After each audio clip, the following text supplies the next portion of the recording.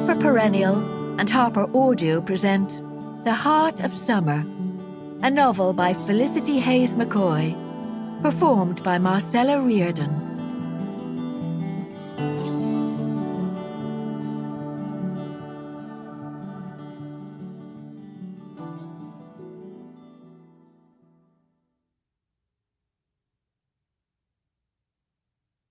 For Brownie. Life is for living. Visitors to the west coast of Ireland won't find Finfarran. The peninsula, its inhabitants, and the characters Hanna encounters in London exist only in the author's imagination. Chapter 1. Hanna Casey looked up from her computer and was briefly enchanted by dust motes dancing in sunlight. Lisbeg Library was housed in what had once been the town's convent school. The dark hall where generations of girls had giggled and yawned through assemblies now had large windows at roof level and had been extended to make exhibition space and a reading room. Glazed cases set into oak panelling contained musty books left by the nuns, while the public collection stood in parallel rows on open-access shelves. Today, on a golden day at the heart of an Irish summer, shafts of sunlight flooded the steel shelving and glinted on gilded leather-bound books behind their glass doors.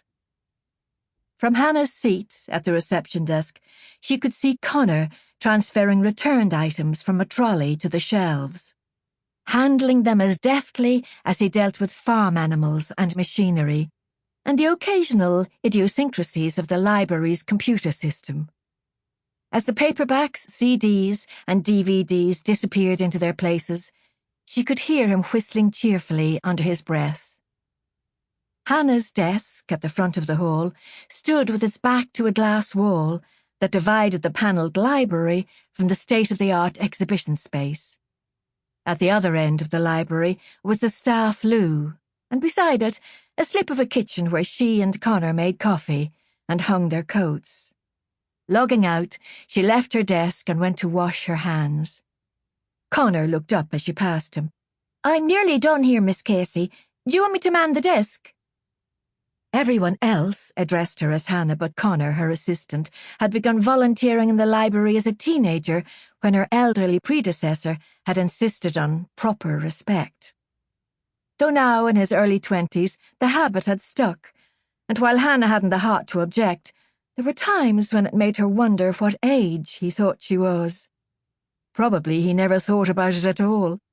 He wasn't given to introspection, and between the library, his recent marriage, and work on the family farm, he wouldn't have time.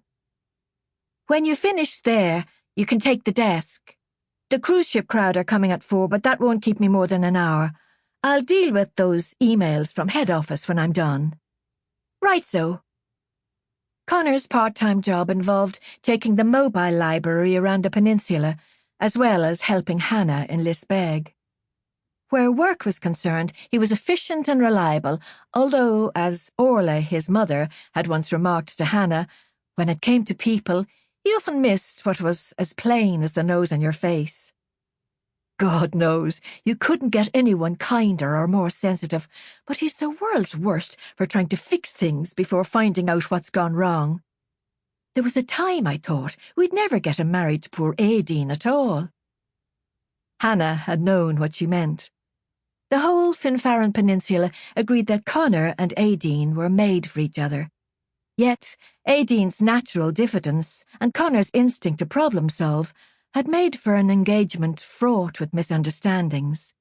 In the end, after months of planning a double wedding with his brother, he'd discovered Aideen had hated that idea from the start.